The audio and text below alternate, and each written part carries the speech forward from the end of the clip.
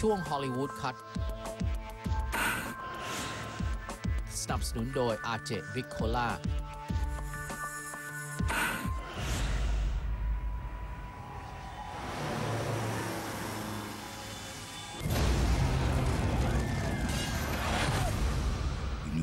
everyone the bridge was going to collapse.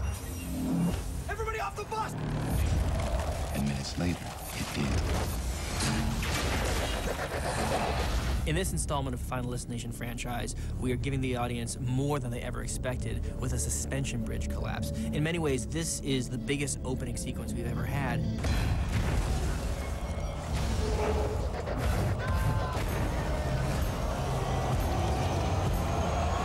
Bridge itself, I mean, the way they couldn't find an actual bridge to actually film on, so what do? They take a side of a mountain that's been smoothed over and they build the bridge on top of that. If that's not ambitious, I don't know what is. You know, we built our own bridge. I'll tell you what I believe. There's an answer for everything. Collaborating with Steve has just been sort of like feeding off that enthusiasm. You know, it's you know, you want to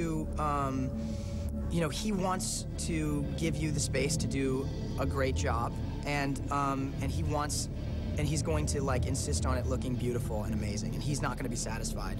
until it looks wonderful. I think that audiences are just they can't be just bystanders in this movie. They're going to be actively part of the movie.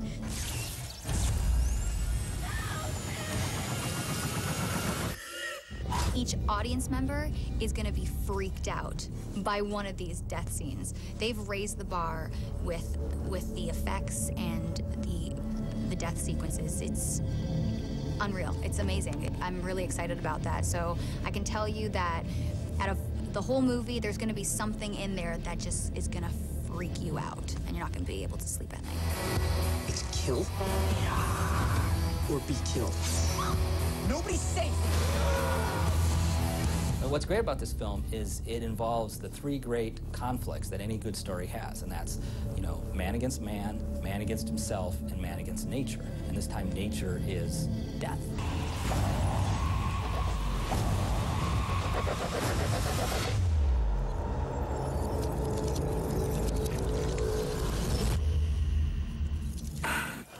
ยังมีเบื้องหลังหนังอีกหนึ่งเรื่องนะครับอันนี้ก็เป็นแอคชั่นเหมือนกันนะครับมีดราม่าผสมด้วยแล้วก็มีเรื่องราวของไซไฟด้วยเพราะว่ามันเป็นแง่ของการทดลองวิทยาศาสตร์นั่นคือ Rise of the Planet of the Apes ครับหนังเรื่องนี้นะครับถ้าคลิกเข้าไปใน พันทิป .com เนี่ยมีกระแสชื่นชมหนังเรื่องนี้มากมายมีบางคนเลยนะครับพอไปดูวานอนวันนั้นเนี่ยไปโพสต์ภาพหนึ่งก็เอาตุ๊กตาลิงเนี่ยครับซูมอินเปรียบเสมือนว่าตัวเองเนี่ยคือลิงกำลังจะไปดูหนังลิงถึงขนาดนั้นเลยนะความอัศจรรย์หนังเรื่องนี้ก็มีคนถามเข้ามาว่ามีเบื้องหลังให้ดูกันอีกไหมก็ต้องบอกเอิร์ธว่าหนังเรื่องนี้เป็นเรื่องที่อัศจรรย์มากคือตอนที่พุ่มกับรูเบิร์ต ไวอัตเนี่ยตัดสินใจทำหนังเรื่องนี้อีกครั้งหนึ่งเขาตัดสินใจว่าเขาจะไม่ใช้คนใส่หน้ากากลิงเขาพยายามจะไปหาเทคโนโลยีที่สามารถที่จะข้ามพรมแดนตรงนั้นเพราะเขามองว่าหนังเรื่องนี้ควรจะมองในมุมมองของลิงหรือวานอนมากกว่ามองในมุมมองของคน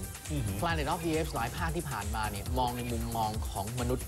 มากกว่ามองในมุมมองของลิงแต่เที่ยวนี้กลับสลับกันแล้วมันได้อารมณ์มากกว่าและแถมเขายังกลับทุกอย่างให้เป็นโลกปัจจุบัน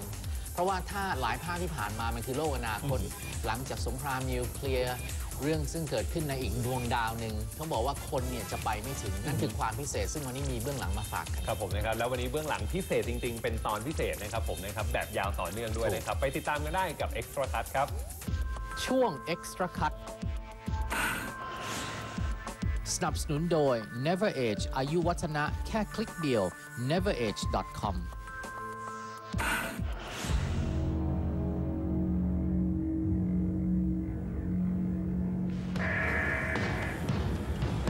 They are contaminated. Put those apes down.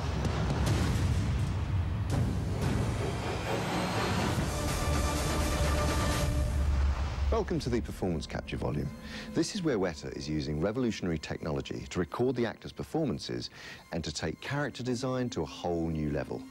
The inspiration for their designs and for our characterizations comes from a very real place. Here at the Wellington Zoo, where countless hours have been spent observing these guys, their behavior, their facial expressions, and their body movements, so that every subtle gesture can be recreated for Caesar and for the other apes. We're ready. In the Apes franchise, you'd seen guys walking around in suits. We definitely didn't want to do that. We were creating a new story for a contemporary audience. So we had to go to the best people in the business to do visual effects in this movie, which is Weta, who had the experience from Kong, Avatar, and Lord of the Rings. You did what? Weta was attracted to the film for a lot of different reasons. It was a great opportunity to be involved in restarting a franchise, and because it's set in present day, we got the opportunity as well to make the apes look realistic. Is that a chimpanzee? And my first reaction to seeing it was, that's Andy looking like a chimp. And that's what's so amazing, is you see his performance. You can't really explain, the way he embodies the character it's scarily good. As far as creating performance capture creatures, Andy Serkis is the master. Are you a pet? No, you're not a pet. The whole idea of the performance capture process is to take the performance that an actor gives on set and translate it to a digital character. And what makes Andy a really great performer in this kind of role, starting with Gollum on Lord of the Rings to King Kong, and especially in the role of Caesar, is that he brings a lot of experience to it that's really relevant. So in that way, the movie is able to create realistic-looking chimpanzees, but infuse them with the soul of Andy Serkis. The first time that I saw the fully rendered Caesar up on screen, I was completely blown away. I mean, there was my performance, all the emotion, all the eye movements, all the gestures, are all cloaked in this digital chimpanzee's skin. And what amazed me, really, was that all the groundbreaking technology that Weta had built on since Avatar had enabled all the nuance of performance to finally make it onto the screen, and that was quite powerful.